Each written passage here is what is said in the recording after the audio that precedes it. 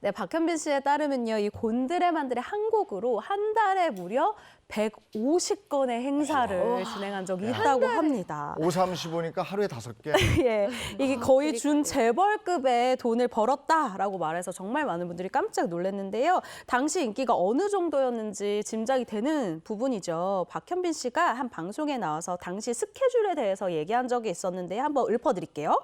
당시 일과를 살펴보면요. 일단 눈 뜨자마자 오전에 마라톤 행사를 갑니다. 아하. 그리고 사내 기업 런칭 쇼를 가고요. 그리고 점심시간에 또다시 기업 행사를 갑니다. 그리고 이제 오후가 됐죠. 오후에 또 기업 행사를 갑니다. 그리고 또 저녁에는 또 뭘 해야 될까요? 이 야외 행사 축제들을 돌아다녀요. 네. 그리고 나서 마지막에 또 가는 곳이 이 밤무대까지 싹 다 이 전국을 정리를 하는 건데요.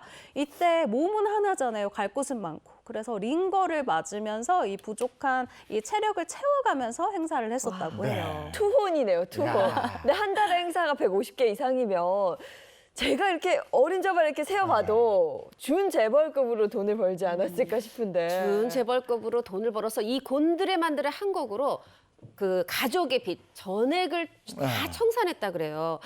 예전에 박현빈 씨 어머니가 방송에 나와서 얘기를 하신 적이 있는데 현빈이가 저한테 엄마가 가장 힘들어하는 부분부터 해결해야 돼 이러면서 행사 100개를 뛰면서 링거를 맞으면서 그렇게 빚을 갚았다. 아무래도 어머니 걱정하실까 봐 한 50개 줄인 것 같아요. 네. 100개만 해도 100개라고 해도 걱정하실 테니까.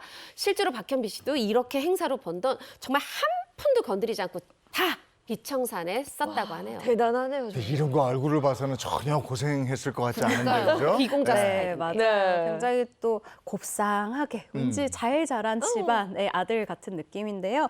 박현빈 씨의 경우에는 이 IMF 때 집안 형편이 확 기울어지면서 힘든 시간을 보냈다고 합니다. 그런데 그때 박현빈 씨 부모님들이요, 이 부모님이 자식들을 위해서라면 어떤 희생도 감수를 하셨다고 하거든요. 이 부모님께서는 자식들이 걱정할까 봐 집안의 힘든 사정도 이야기하지 않으셨지만 결국 아이들이 알게 되죠. 이 엄청난 빚에 시달리게 되면서 박현빈 씨가 트로트 가수로 데뷔를 해서 빚을 갚아 나가며 이 집안을 일으켜 세웠다고 합니다.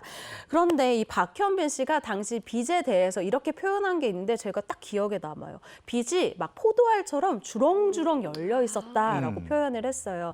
정말 태어나서 처음 보는 엄청난 금액의 빚 때문에 정말 눈앞이 캄캄했었다라고 당시를 설명하기도 했습니다. 네, 박현빈 씨 정말 효자인 것 같은데 부모님 마음은 어땠을까요? 아들이 이렇게 고생해서 빚을 다 갚았을 때. 그쵸.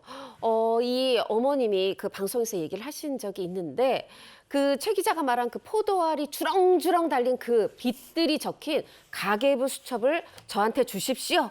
이렇게 데뷔하자마자 얘기를 했대요. 사실 어떻게 보면은 내가 이제 가장이다 생각하고 가수로 빚 갚겠다고 데뷔를 했는데 데뷔하자마자 이 목록을 가계부를 달라고 한 거죠. 그러면서 하나씩 갚아나갈 때마다 한 줄씩 한 줄씩 지웠다는 거예요. 그러다 그 마지막 줄에 수천만 원짜리까지 다 갚고 마지막 줄까지 쫙 그은 다음에 어머니한테 엄마 우리 이제 빚 없는 세상에 살자 이렇게 얘기를 했대요. 야. 사실 아들한테 정말 고맙기도 했을 거고 근데 정말 미안하고 짠하고 네. 안타깝기도 하셨을 거예요. 네. 자, 이렇게 해서 모든 빚을 청산한 박현빈 씨. 근데 박현빈 씨한테 좋은 일만 계속 있었던 건 아니라면서요. 네, 그렇습니다. 집안을 이제 다시 일으켜놨어요. 그런데 2016년도에 박현빈 씨에게 엄청난 일이 생깁니다. 바로 사중 추돌 이 사고가 난 건데요. 무리한 스케줄을 진행하다가 났었던 사고로 알려져 있어요. 이때 박현빈 씨 1년 6개월 정도 누워만 있었을 정도로 정말 많이 몸 상태가 좋지 않았는데요. 이 박현빈 씨가 당시를 이렇게 얘기를 했습니다.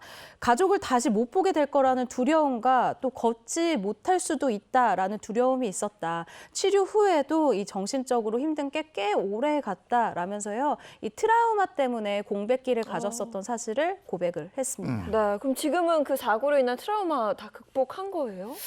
다행히 극복을 했는데 저도 당시 이때 취재를 했을 때 박현빈 씨 어쩌면 하고 약간 너무 심각해서 뭐 잘못될 수 있거나 아니면 걷지 못할 수 있다 이런 얘기를 우리가 듣고도 놀랐는데 본인은 그 상황에서 트라우마가 얼마나 컸겠습니까?